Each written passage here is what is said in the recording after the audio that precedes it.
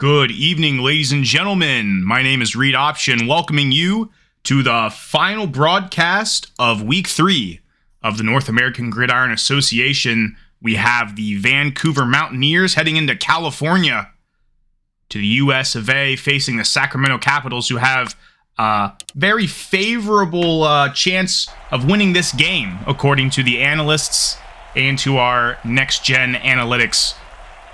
Let's go into this stadium and see Sacramento wearing their all-red alternates to welcome their West Division rivals. All-time, Vancouver has 3 wins over Sacramento throughout the 2 seasons they've played each other, this being the 3rd. Last season, Vancouver went 2-0 against the Capitals. Sacramento only winning 1 game last season, going 1-7. One of those wins being at home, again, having a 1-3 record at home. So their only win last season at home. So maybe that'll bode well for them, as they are an entirely new team this season. This defensive unit and, heck, the offensive unit for both teams seems about 50% new on both sides. So here we have Troy Hall, rookie quarterback, leading the Vancouver Mountaineers against these Capitals. Let's see what they do on the first snap. Hall hands it off to Roland, who only gained a yard there. That was LaMarco Roland. He was brought down by number 7, Damari Cornelius. Hall, a recent acquisition from the Virginia Beach Mariners. They gave away Graham Hull to the Iowa Storm, and in a nice little 3-way trade, Hall is now the starting quarterback. Bet he didn't expect that when he got drafted by the Mariners. Great first down by Nate McDonald. Speaking of former Mariners, McDonald also traded to the Vancouver Mountaineers, amongst others. Blake Whitman, the tight end from San Antonio, Terrell Abner, strong safety, Stephen Reddick from Virginia Beach, Jordan Batts from Iowa, Jason Riley, defensive tackle from Iowa. Lot of trade acquisitions for these Vancouver Mountaineers, as they have been recently acquired for the first time in this league by owner and general manager DJ, who I had the pleasure of interviewing before this game. Upon asking him what the key is to rallying a team that has a chip on their shoulder, considering both these teams are 0-2, his response was he wasn't looking to win the chip when he took over this team necessarily. He was looking for young players to try and make this team talented and build it from the ground up. He says, we're here in Vancouver, not looking necessarily to win the championship, but to take it one game at a time. And I think that is a good mindset to have as a new owner in a very competitive league. And this team is not doing too shabby for a team that has low expectations heading into this season. Quick pass to McDonald from Hall. And that'll give us a first down for the Mountaineers. Vancouver having the 8th best overall passing offense so far, heading up against the 18th best. That is the 6th worst passing defense in Sacramento. They look to have a pretty favorable offensive matchup. Roland able to get a nice 5 yards there. Looks like he was brought down by defensive tackle Terrell Paddock.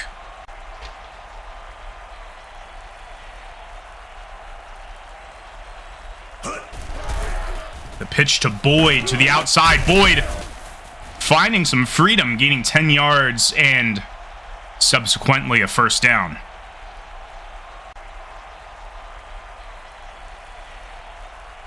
The Sacramento team, I mentioned, also has, about 50% of their squad renewed, such as I mentioned for Vancouver. Vancouver has a lot of starters. Sacramento picked up a lot of depth in the offseason, leaning into their starters they had from last year. A couple ones that they got from the off-season free agency and trades. They got Brandon Hollyfield in a free safety exchange from Virginia Beach, and they signed David Gorig as a free agent for their fullback. I'm sure we'll be seeing some of him when Sacramento gets possession. Great catch by Blake Whitman. That'll gain 6 on the play. Second down. I don't think we've seen a third down yet for these Mountaineers. Whitman, of course, the former Omaha Spartan, also former San Antonio Fighter, remaining in the Pacific Conference for all of his career.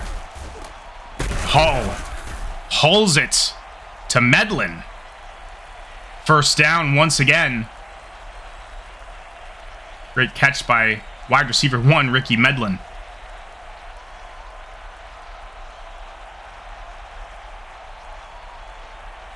And the James Madison quarterback is 4 for 4 so far. Let's see if he can keep up this streak as he drops back to pass again. Under pressure, he decides to scramble out to the left. Almost got a touchdown there. Gain 3, cut his distance in half. But was caught up to before he could get there by Alex Leach.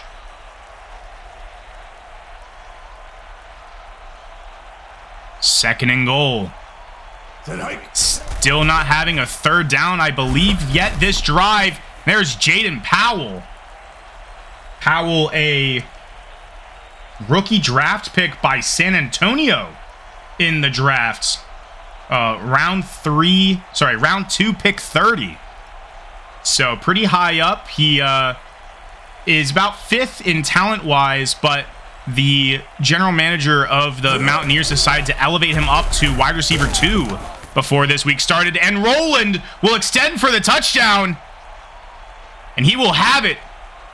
Vancouver starting off with the first drive, eating up over half the quarter and getting a touchdown. And that has got to hurt if you're Sacramento here trying to defend your home turf against your divisional opponents. And there is Schmidt to kick it through.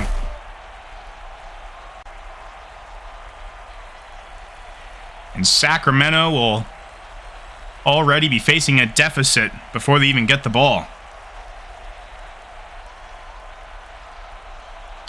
Last week, Sacramento lost to Louisville with the Kings. Pretty hefty loss, 24-43. Those two teams both being in rebuilds heading into this year.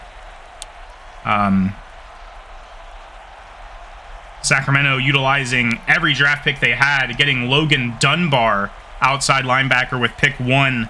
Middle linebacker James Noel with round 2. Corey Brown, tight end, in round 3. Another linebacker in Samuel Collins in round 3. And Justin George, a tight end, in round 5. All their other draft picks are on the practice squad, but they used every single one of them to try to help rebuild this team. And with the first snap, we have a rush by Anthony Thomas.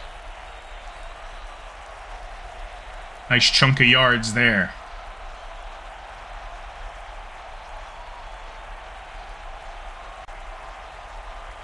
Thomas being on Sacramento since season 1, the 26-year-old out of Missouri is looking to help Sacramento make a playoff push this season. They got 10 weeks to do it. Starting off 0-2 isn't a big deal with 10 weeks. It's pretty crucial they win, especially against a divisional rival. There's Thomas once again, this time tackled by Frank Goldstein, who will get quickly subbed out. And Thomas for Lawrence Stinnett. Stinnett. Lawrence Stinnett.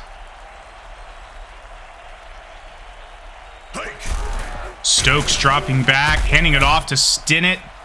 Losing 2 on the play and going 3 and out.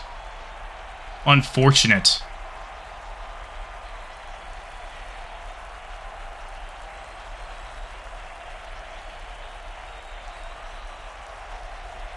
Last year, Isaiah Stokes and backup Eric Donovan from Iowa were a little bit in competition.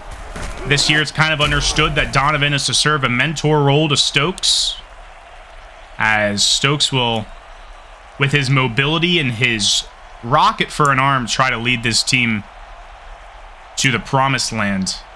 Unfortunately, not able to do much on their first drive, and Vancouver will have it at midfield with that punt. Well, Marco Rowland having a incredible set of blockers in front of him. Let's look at this offensive line. I'm sure you guys saw at the beginning of the game, but with Caleb Shelton at left tackle, Joseph Lemoyne at left guard, Adrian Collymore at center, Ethan Schneider at right guard, and Justin Thornley at right tackle. I mean, other than Schneider being the weakest one there, I mean, he's not letting anything up. You see him right there, number 71. Plenty of protection for this young rookie, Troy Hall. Only 22 years old. They're clearly trying to build around him.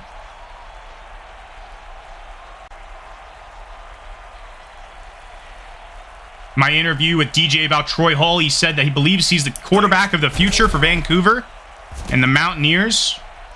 Said the play calling hasn't really changed. We're just going to try to keep it the same and see how he does with that.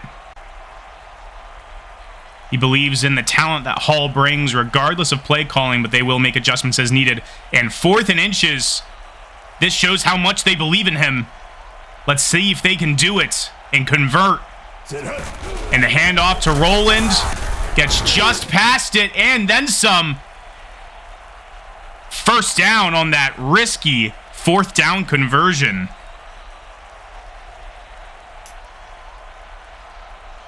Looks like that was Dewan Luttrell on the tackle.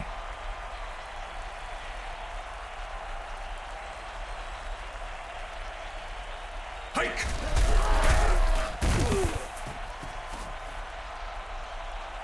And Boyd will only get 2 on the carry, but this is definitely field goal range for Tanner Schmidt.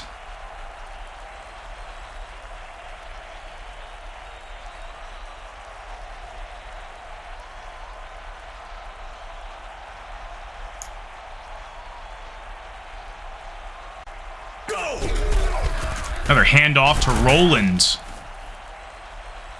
Great gain of 5 yards, and Hall is really leaning into his running backs here in the red zone, which is smart. You know, you don't want to make any big mistakes just outside the red zone, especially when you have basically guaranteed points to go up by 2 scores before the first quarter even ends.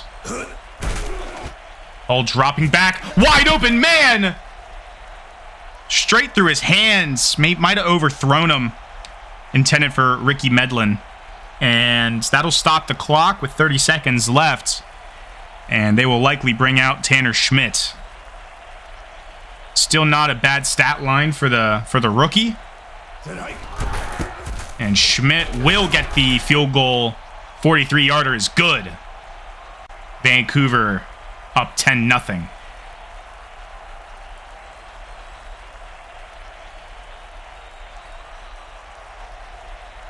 Something to note with the way that Vancouver has been making acquisitions and drafting, getting a lot of wide receiver talent to try to, and tight end talent to try to bolster the offense for Troy Hall. And got a lot of young offensive line. Ethan Schneider was a free agent signing. He was formerly on the Memphis Liberty for the first 2 seasons of his career.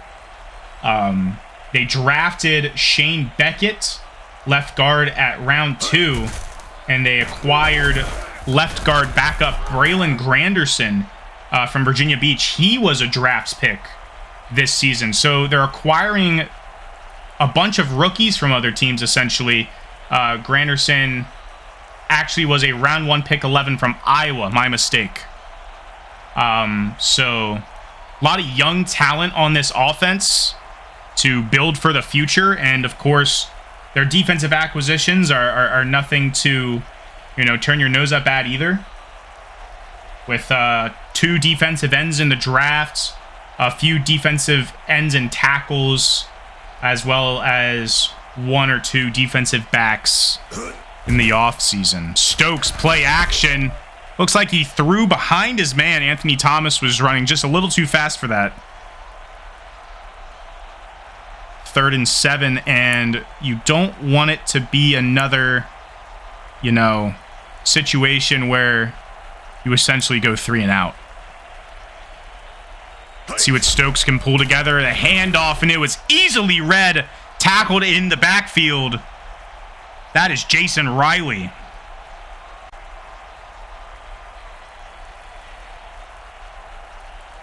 He was also acquired in a trade from Iowa. So a lot of these guys are acquisitions from other teams. It's another guy that was traded from a team that was originally on the Omaha Spartans, as I had previously mentioned that being the case for Blake Whitman, the tight end. So 1 on each side where that applies. And Hall and company will take over just outside of midfield once again. Hall dropping back to pass, O-line collapsing, and Whitman, as he was just mentioned, gains 5 yards on the play.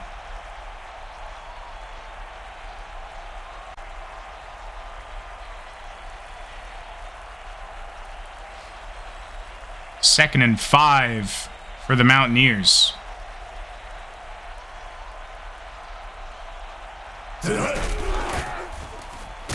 And Roland will get stopped after a gain of 3. Like that was Samuel Rosemond on the tackle there for Sacramento. 3rd and 2. Crucial stop here if Sacramento can pull it off. This rushing offense for Vancouver is the 21st overall in the league right now, but the rushing defense is the 2nd worst in the league for Sacramento. So not looking at huge numbers on either end. Vancouver hasn't put up over 400 yards a game. Sacramento has, but Sacramento has let up 513 yards against per game. That probably has to do a lot with the fact that Louisville ran up the score on them essentially last week. But nonetheless, I think that this Sacramento defense might be the least of their worries, considering going into this game, they have the 2nd best passing offense, yet Stokes, I don't think, has gotten a first down.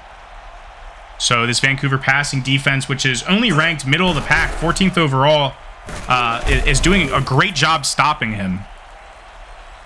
Speaking of passing defenses, those past 2 catches have not been enough to get Vancouver a new set of downs, leaving them on another 3rd down conversion attempt.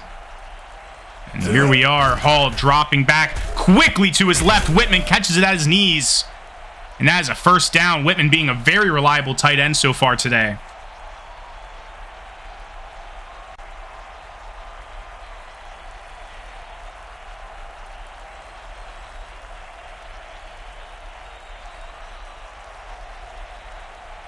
Hall under center. Looks like we got Jake Hansen in there blocking for Roland. And Roland will get stopped after a gain of 3 by Terrell Paddock, who's been everywhere today for a defensive tackle. All over the field. Paddock, hailing from Aurora, Colorado, went to Colorado for college as well. Roland, what a run there. Showing some finesse. Doing some jukes and some spin moves and some shifty maneuvers to get that first down. Ultimately stopped by Marquise Spurlock. But 11 rushes for 65 yards. That is not bad. 6 yards per rush is sizable. And a touchdown for Roland today. Hall with plenty of time finds Nate McDonald. Gain of 6. Hall doing a great job as a rookie sharing the ball.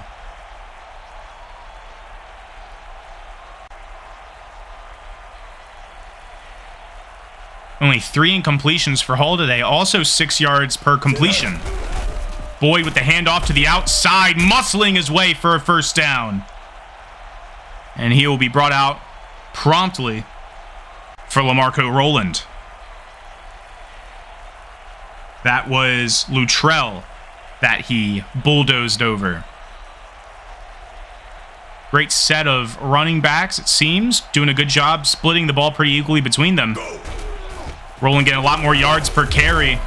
Being leg tackled by Luttrell. Luttrell said, "I will not be a part of your highlight reel." And there is rookie Logan Dunbar. Round 1, pick 1. If you were there at the draft, which is only the owners in this league, then you got to see his name get called first after anticipation. Hall, nowhere to go, gets sacked in the backfield. And that is Marquise Spurlock once again making a play. Boyd going nowhere.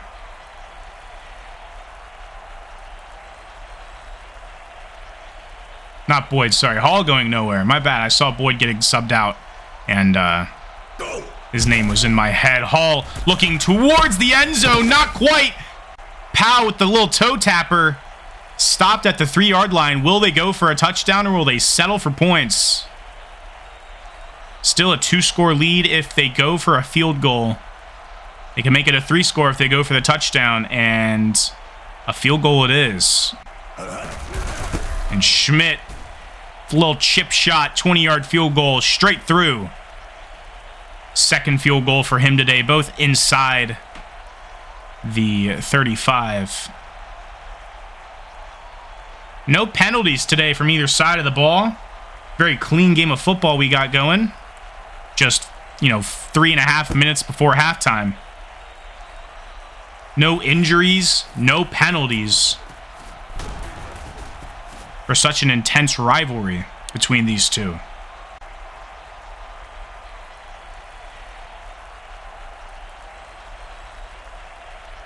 Still a big old goose egg on the board for Sacramento. Last week, Vancouver did a great job preventing OKC, the Oklahoma City Tornadoes, from scoring a lot. They only lost 13-16. It was a real tough matchup. If you want to go back in this channel's feed to watch that, I invite you to do so. Very close game for the Mountaineers, 13-16. So Vancouver is still doing a great job defensively. Sacramento clearly having the worst defense out of the two. And the offense for Sacramento just is not clicking. They're not playing to their strengths this half, and I'm sure that coach will have something to say at halftime. This team is actually not human-owned. Sacramento used to be human-owned. Actually, I believe twice in their tenure in the league, they've been owned, but they are no longer. The owner was relieved of his duties, and maybe that's what they're missing. Maybe it's the direction that they're missing, as now they are just commissioner-controlled. 4th and inches, and they will not go for it, although down 2 scores. And Stephen McNully will punt it off to Elijah Lockett, who will break the first tackle, but be tackled by Jamal West.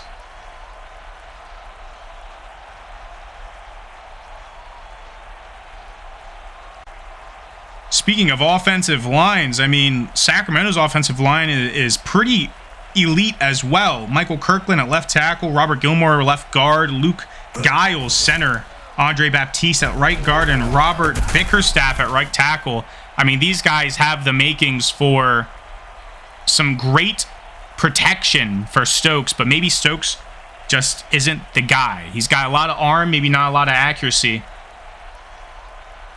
Be interested to see what direction Sacramento goes if they go 0-3, maybe 0-4 to start the season. Hall, after that first pass being a first down, decides to scramble, and he gains 13 more on that run. As we reach the 2-minute warning.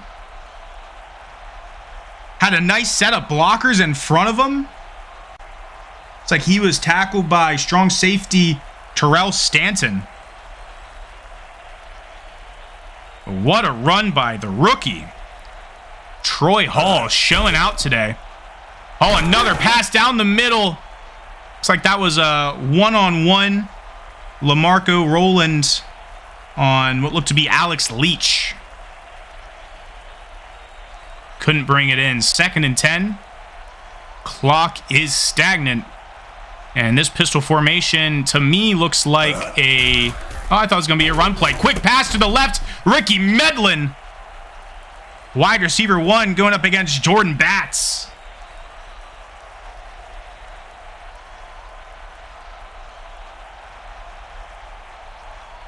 And another first down welcomes the Vancouver Mountaineers in Sacramento. The Canadians having no issue in America. Hall to the end zone. Triple coverage. Not the wisest choice. That was clearly a designed play. He had a lot of faith in Ricky Medlin. And, yeah, I think he's lucky that it didn't go south. Hall dropping back, looking to his right is Medlin. Another probably designed play intended directly for Medlin. There is Sean Terrell being bumped up in the wide receiver room briefly.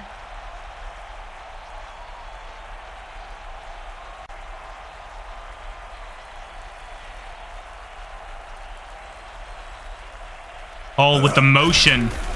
Looking to the end zone. Incomplete. Intended for Nate McDonald. Looking for the touchdown there.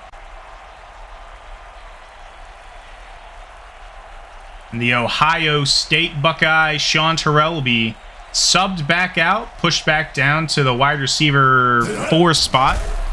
Hall, end zone, McDonald, touchdown! And Hall will have his first passing touchdown of the game. But we are about to have 20 points on the scoreboard for the Mountaineers, which is just devastating for the Capitals.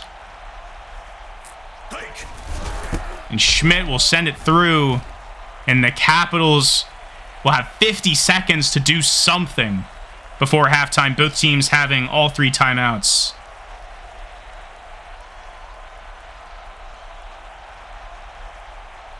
I forgot to mention at the beginning of this game, but although we haven't gotten to see him yet, Luke Carlisle is the punter today for the Vancouver Mountaineers. He has been a Mountaineer his whole tenure. Strong safety John Gabriel is hurt. I don't know why I mentioned Luke Carlisle. I think I was looking at the wrong part of the sheet. Oh, it's because Kendrick Wilbur is right above him on the sheet. Well, Kendrick Wilbur is a starting strong safety today. The 22-year-old round 3 draft pick will be starting. Well, has been starting. He's a Florida, or he's a Miami graduate. He's been doing a pretty decent job locking them up, as John Gabriel was hurt week 1, leg injury. He was questionable for 2 games. They decided to play him in week 2. He re-aggravated the injury, and now he is out until week 6. So, looks like the rookie will have plenty of time to keep proving himself. And he's doing a pretty good job of it at it today. That was a great catch for a short gain by Jalen Newsome.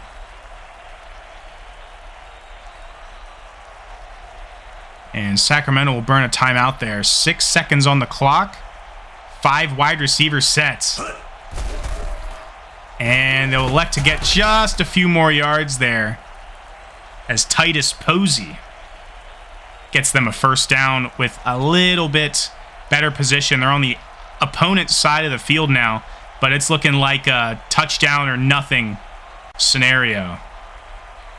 Got a tight end potentially as an extra blocker. He is not. The throw is straight down the middle for Whitaker, but 26 yards and no time on the clock will not do you anything. Very consistent performance from the Vancouver Mountaineers. 10 points per quarter. Let's see if they can keep it up going into the second half of this game.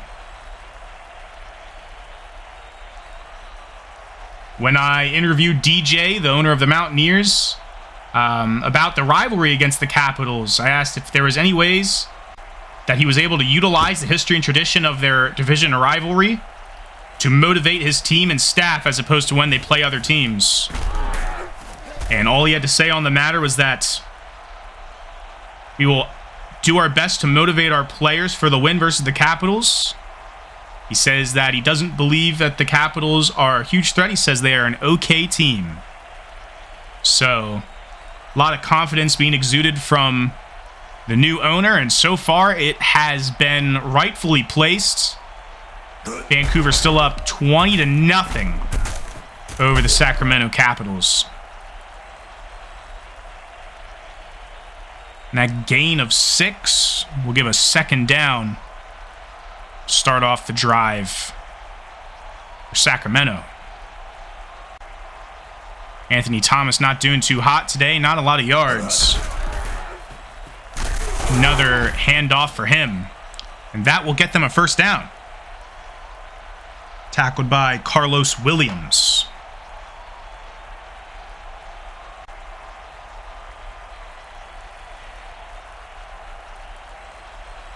Looks like Lawrence Stinnett is in for Thomas.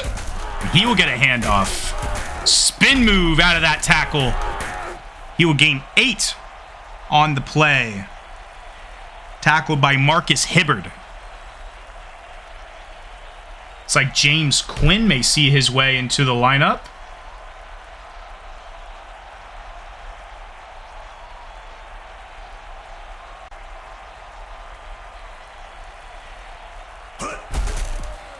And off to Thomas. Thomas still fighting for it, not being able to get it. And in comes James Quinn.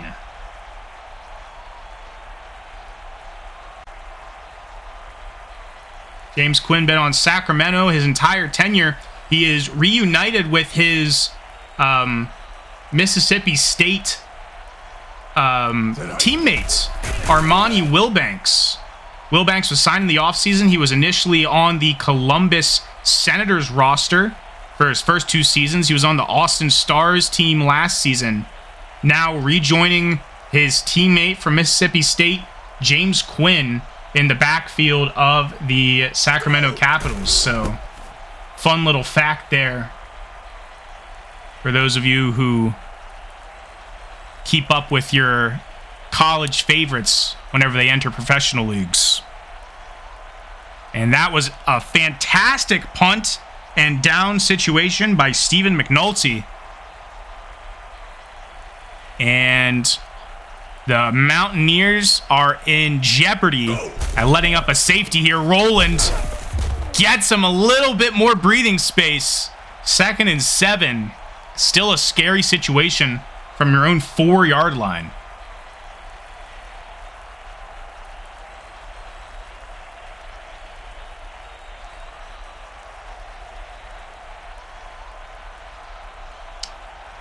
All once again under center. Handing it off to Roland. Roland, spin move while in his own end zone. Gets the first down. The yards after contact there was insane. Great running today by LaMarco Roland.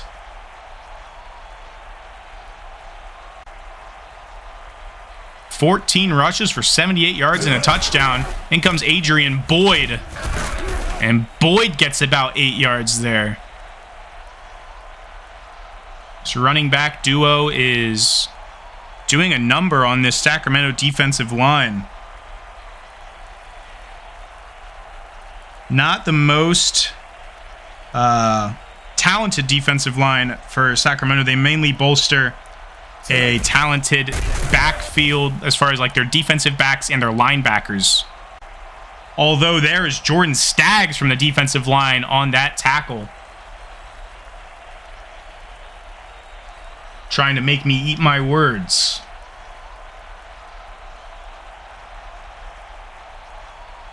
There's undrafted free agent Jonathan Grissom potentially making his way into the next play. I doubt he will now since they elected to pass it and are now looking at a punting situation. I must have missed that injury from Riley, but I'm glad he's back. And there he is, Luke Carlisle, I believe the first punt of the today in the second half. There's Brandon Holyfield, former Mariner, taking it up to the 50, maybe more. Yeah, the opponent's 49. Great job by Holyfield.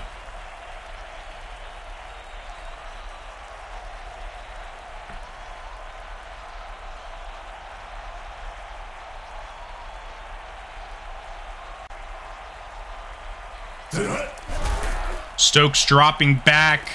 A lot of coverage on the defense. What a swat by Elijah Lockett. Lockett with the lockdown coverage. 2nd and 10. A familiar sight for the Capitals today.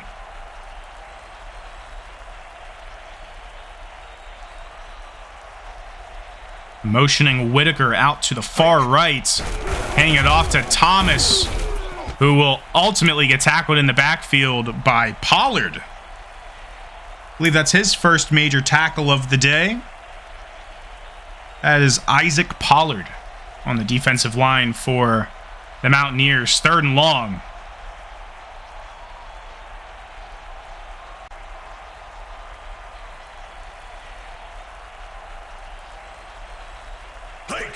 Stokes with the pitch to Thomas on the 3rd and long.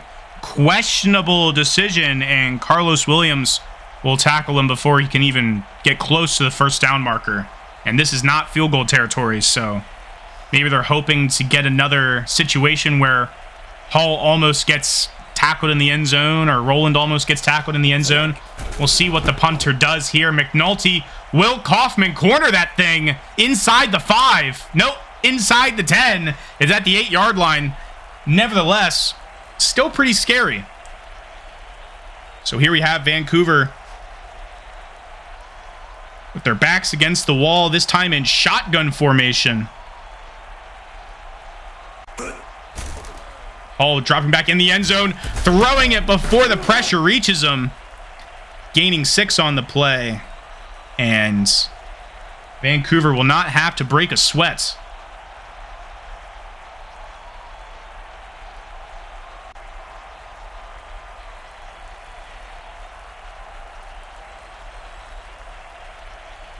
When I interviewed DJ about being a new coach in the NAGA, what he finds to be the most challenging aspect of coaching on this level and how he's addressed it so far, he says, as a new coach, I find the hardest thing to do is trying to make the team good. I think trying to find good in young players is pretty hard. And that is true, you know. As fans of professional sports, we like to critique what the coaching staff does and what ownership does without having experience ourselves, other than playing simulation football games or simulation basketball, whatever sport you follow. And being in a sim league like this is a good way to understand that it's not always easy to be the coach of a rebuilding team, let alone a successful team. So great answers, very smart, well-rounded owner in DJ. And that is the last interview question I'm going to cover that I had with him. Hall 17 for 25, 132 yards and a touchdown. Nothing too crazy, nothing too shabby. Almost throwing his second interception. Well, what I mean is he's had 2 passes in a row that looked to be interceptions. The first one off the hands of Alex Leach, that one off the hands of Damari Cornelius. And Carlisle will have his second punt of the day, both in the 3rd quarter.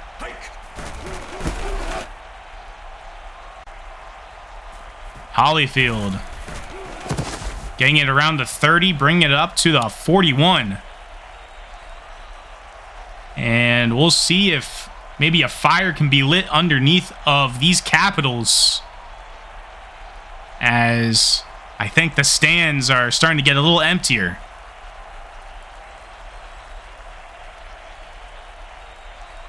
Everyone's deciding to take their bathroom breaks, get some food, shop at the merch stands.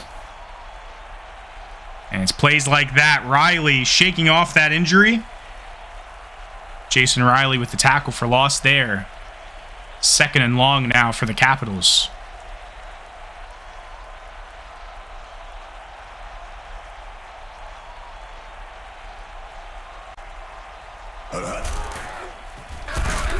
Thomas up the middle, pushing his way for 10 yards. And Stinnett will be the running back to probably muscle it through. Either that or they're going to hand it off to David Gorig.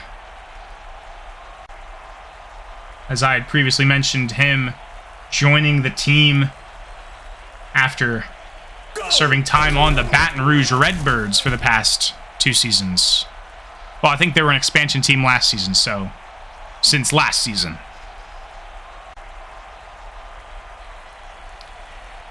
Fourth and 1, all too familiar, and they will decide to go for it. This is what I like to see, ladies and gentlemen. Stokes only 50% on the day, and it will be a pitch out to Thomas.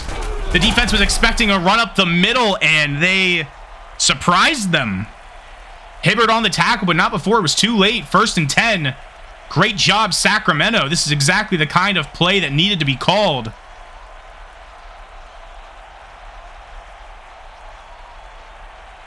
Stokes now in shotgun. Not a lot of pass attempts for Stokes, to be fair. They've gone 3 and out plenty of times. Everyone seems to be pretty locked down, minus Titus Posey. Gain of 7 on the play.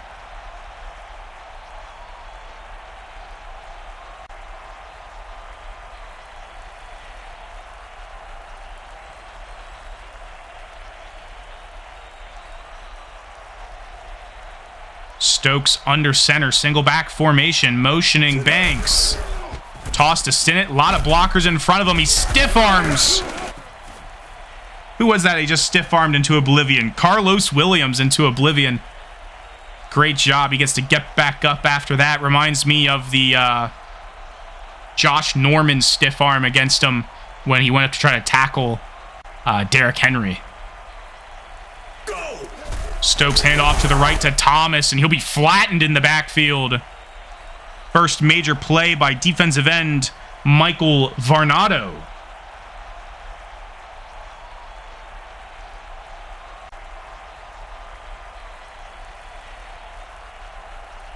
Varnado there. Mississippi State defensive end, the veteran, 29 years old. Stinnett gaining 8 on that play, and they are now in field goal position. Speaking of Mississippi State, Quinn might go in and get tackled by Varnado one of these times, as they would have been on the team roughly around the same time. Varnado being a little bit older than Quinn. End of the 3rd quarter. Score still the same. A scoreless 3rd quarter for both teams. Vancouver putting up 10 in the 1st, 10 in the 2nd. 0 in the 3rd quarter. A lot of chewing away the clock and a lot of punts. Stokes hand off to Thomas. Breaking the first tackle. Muscling his way to a 1st down. And the chain gang will keep on moving. Sacramento looking very likely to score for the first time today. I think this is their first, inside the 35-yard line possession. Heck, inside the 40-yard line possession. Stokes handing it off to Thomas, and they are very ready for that on the other side. Varnado with the tackle for no gain.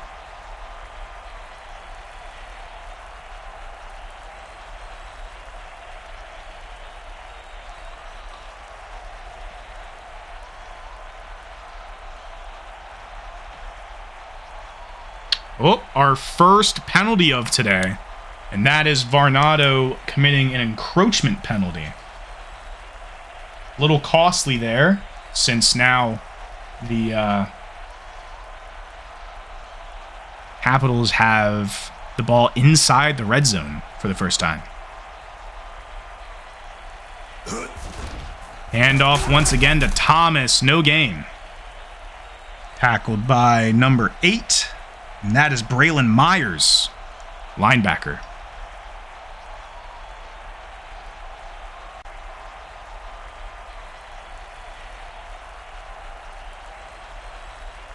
Then hike. Another handoff to Stinnett right up the middle, and I am shocked that they did not decide to pass it that down. Not a lot of trust put into Isaiah Stokes. They'll elect to take the field goal. They're still down by 17 after that. The field goal does not accomplish much, but at least gets rid of the goose egg. You were not shut out, Sacramento. No matter what happens today, you can at least go home and say that. Although you are already home. So at least you can say that. Next week, the Sacramento Capitals, potentially going 0-3, will be facing the Delaware Pioneers, who you saw play earlier today. If you didn't, go back and watch that. They played at 2 p.m. Eastern against the Virginia Beach Mariners. And spoiler alert for those who haven't seen that game, the Pioneers lost. And so the 1-2 Delaware Pioneers will be facing the Sacramento Capitals. The Capitals will once again be playing at home, looking to get their first win there. And then the Mountaineers will actually play the Virginia Beach Mariners, who will be 2-1. Mountaineers will be 1-2, very evenly matched teams there. Excited to see that happen.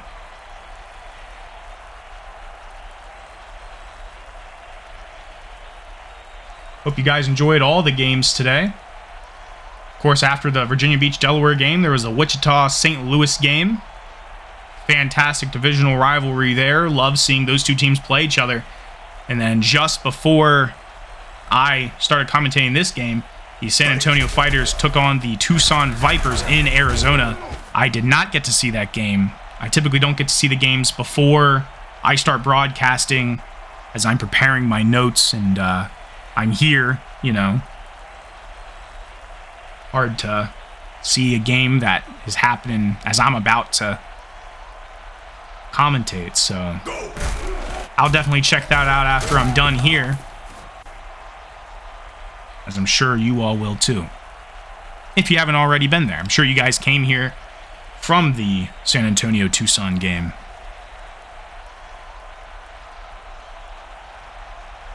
If I'm not mistaken, the Tucson Vipers are owned by anybody. Let's see. They are by Annex. Those are the only two teams in the Southwest, the San Antonio Fighters and the Tucson Vipers, that are owned by team owners. The Albuquerque River Monsters and the Austin Stars are league controlled. We have a lot of vacancies in this league. I can actually list off the teams off the top of my head. The Baton Rouge Redbirds, Louisville Kings, Oklahoma City Tornadoes, I believe the Wichita Wranglers, the Iowa Storm, the Milwaukee Bees. I might be missing one or two. I mean, the Sacramento Capitals. Yeah, these guys aren't owned. So a lot of teams have no ownership. So if you're watching those teams playing, you're like, I like the promise this team has. I think these guys could win it all in the next year or two. By all means, please join the NAGA. The link to the Discord is not only in the Axis Football Discord, it is also in our About section of this channel. So if you're watching and you like what you see, you like this gameplay, please, well, if you're not subscribed, please subscribe and join the NAGA. We'd love to have you here. Very competitive league with progression and regression and all the like. Love to have you here. Great catch by Ricky Medlin, one of many. Over 20-yard reception. Marco Rowland immediately taking a handoff after that, and Vancouver has amassed over 30 yards in the past two plays. And they're looking to put the final nail in this coffin as they are just salting away this game. We are now halfway through the fourth quarter. And these guys are playing cool, calm, and collected. I'm sure DJ has instructed them to do so, but Hall gets strip sacked. And it is recovered by Sykes, and there's no one to stop him. The 20, the 10, the 5, touchdown. Sacramento gets their first touchdown courtesy of Julius Sykes.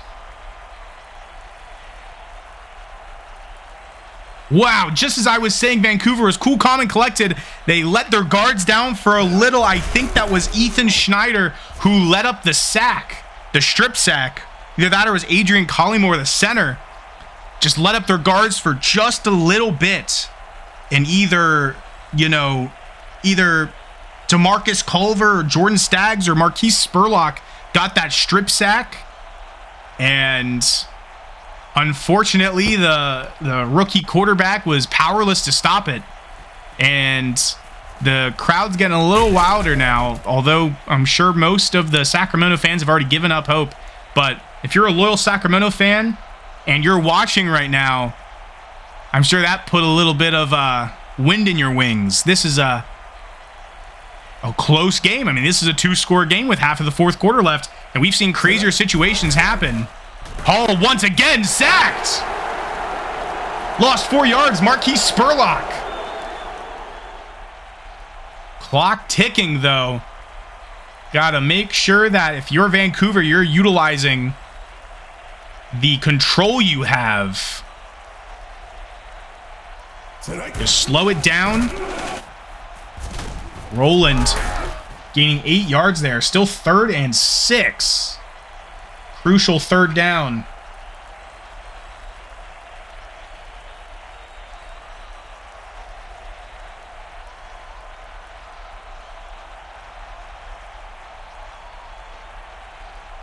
Roland having 105 rushing yards today.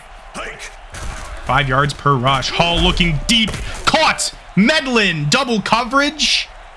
And he is doing his best to secure this victory for the Mountaineers.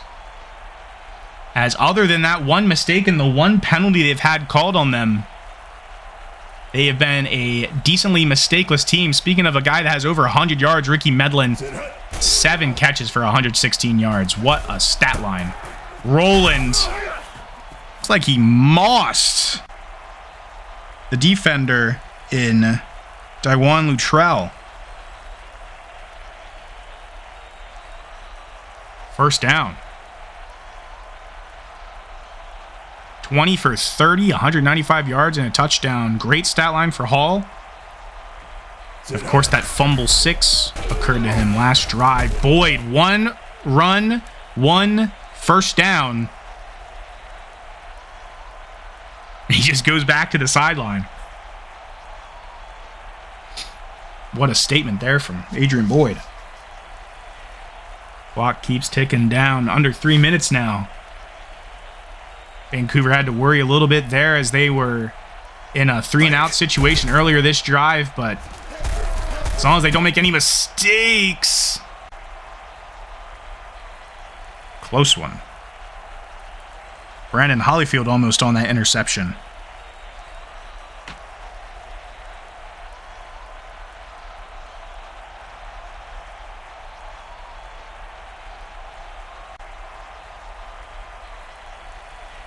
Here we go. Play action. Hall to Whitman. Haven't seen him catch a ball in a while. Whitman is all reliable for Troy Hall.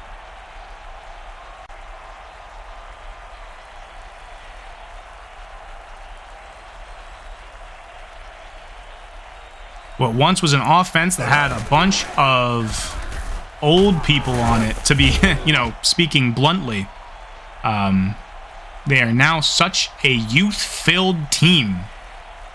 And with the experience they have sprinkled throughout, you can be excited if you are a fan of the Mountaineers, because the West Division is looking to be pretty competitive this season.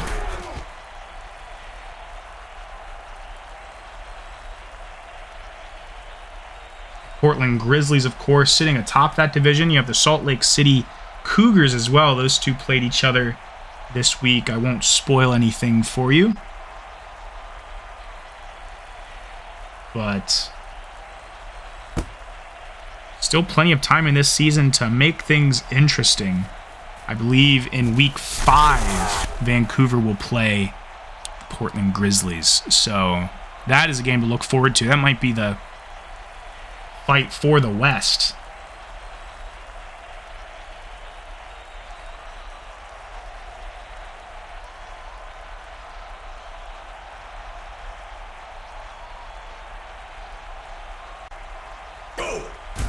Dropping back is Stokes. It is crunch time. You cannot be dropping passes like that, Jamal West. Your team is trying to do a 2-minute drill.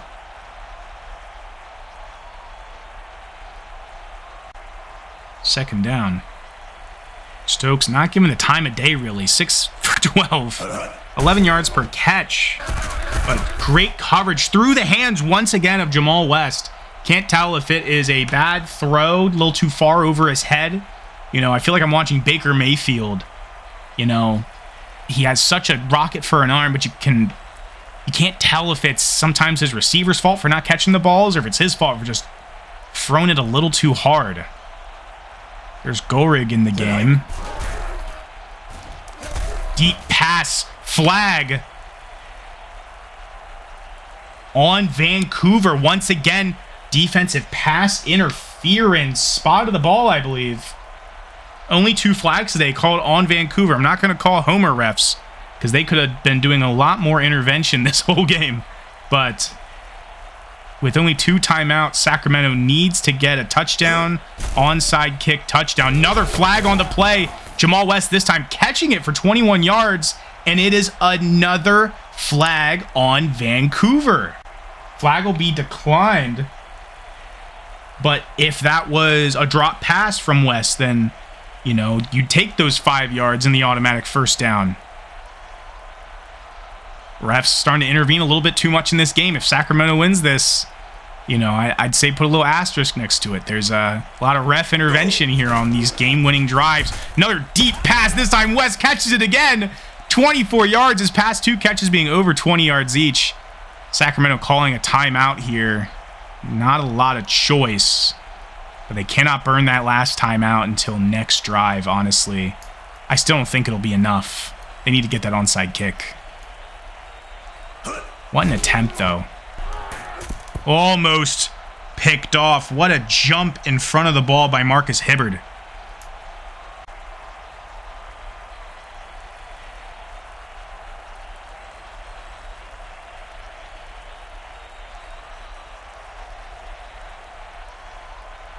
Second down for Sacramento.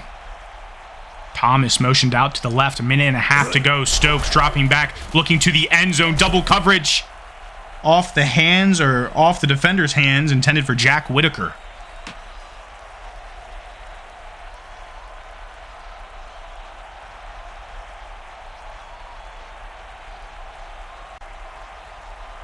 Stokes with over 100 yards passing now. On 3rd and 10, dropping back once again, looking to the end zone once again. Defended by Elijah Lockett. Once again, lockdown Lockett. He is great at defending, and Sacramento might not even get the touchdown that they would need to make this a game. Final attempt here. This is touchdown or nothing. It's touchdown or bust with a fullback in the game. See what they do. Quick throw, way off target. Intended for Ahmad Banks, and that is the ball game, ladies and gentlemen. Sacramento not able to get a touchdown on the board, but you love to see the effort. You love to see them try. Sacramento averaged 25 points a game before today. They got 10 points today. Vancouver averaged about 19, so they got more than they bargained for. Both of them having negative point differentials in all. This was a nice low-scoring game. Would have loved to see more action out of Stokes earlier before it was too late. But looks like Troy Hall, the rookie, will get to claim his first career NAGA victory in victory formation here right now. And Vancouver will be able to say they got their 4th win ever against Sacramento. Sacramento still only have 1 win all time against Vancouver. They'll have an opportunity later this season to face each other again, and I'm sure that one will be emotion-filled. Both these teams have some rough schedules ahead of them. Intrigued to see who ends up coming out on top of this West Division in this Pacific Conference as we come to a close. Oh, what? Punt? Okay. Make things interesting. Holyfield will be the last one to touch it today. And there we go. Icing on the cake. Player of the game, according to the game, is LaMarco Rowland. Although, you know what? I might have to give it to Troy Hall. Yeah, Troy Hall did a fantastic job. I mean, LaMarco Rowland did great. Medlin did great. Medlin had a drop, though. Surprising. Thomas and Stinnett didn't do near as good as Rowland and Boyd. Looks like the forced fumble was from Collins, and that was Sykes who got the fumble recovery and the touchdown for Sacramento. 70 plays run by Vancouver. Shows how many 3-and-outs Sacramento had. Only 344 all-purpose yards for Vancouver. Double what Sacramento had. 3 sacks for Sacramento. 1 turnover against Vancouver. Let's go over some individualized stats. Hall standing at 6'1". Look at that. 2 rushing attempts, 14 yards. That fumble was, of course, recovered by the offense. No, one. Oh, my goodness. That was a strip sack. I'm so sorry. Yeah. So it was, of course, a touchdown for the defense. McDonald with the sole catching touchdown today. Defensive performance all around was pretty even. Schmidt perfect on the day. Stokes unfortunate. No interceptions, no touchdowns. Just not a big performance from Stokes. I expect them to use him more, as that 2-minute drill was just what he should have been doing all game. 16 tackles for Terrell Stanton. That's defensive player of the game for them, honestly. Ron 1 for 1, 1 extra point. And that is the end of the NAGA Week 3. Hope you guys join us for Week 4. But until next time, my name is Reed Option. See ya.